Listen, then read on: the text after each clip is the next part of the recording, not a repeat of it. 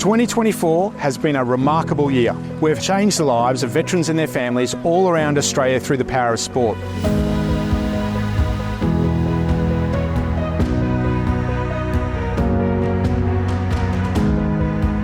One of the really significant milestones this year was the Royal Commission into Defence and Veteran Suicide handing down its final report. Really troubling statistics and circumstances, and all of us in the defence community, all of the organisations providing support to veterans and their families, have to have a renewed commitment to doing more. Your partnership with us is so important in helping veterans and their families. We are unconquered together. At a community level this year, we've engaged nearly 7,000 veterans and their families in community sport. That's not just about having fun and games, that's about reducing social isolation, creating more connection, creating purpose and meaning, and finding other opportunities outside defence for veterans and their families.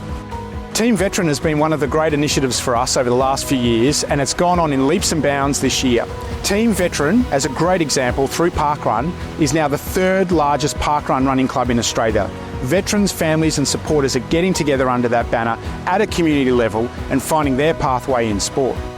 We're excited to continue our important work with the ADF to send teams to the Warrior Games and to the Invictus Games, where we'll see our next team compete in February 2025, as we come to the end of a massive year and the 10-year milestone of the Invictus movement. Optus, thank you for being on board with Invictus Australia.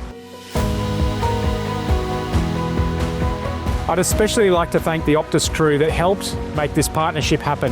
And in particular, I'd like to single out Emma Perkins and Matt Formston. Matt's also an ambassador of ours, and both of those people were critical in making sure that this partnership happened. Thank you very much for your efforts. Another example is the great session that we had on the Optus campus in Sydney, where we were able to share the stories of Rodney Cottam, Matt Formston, and talk about mental health. And we did a fundraiser at the same time as part of 0600 to support the work of Invictus Australia. A great opportunity for your staff to hear about the work of Invictus Australia and the need for more support for veterans and their families. And finally, you've witnessed the impact of the Invictus Games firsthand. You've joined us at the Opera House as we welcome Tyra from the Ukraine, a lady with a remarkable story, Invictus Games competitor. She shared her story and her insights coming from another part of the world, and Optus was there to be part of it. So as we're wrapping up 2024 and what a year it's been, we look forward to 2025. We can't wait to be working with Optus over 2025.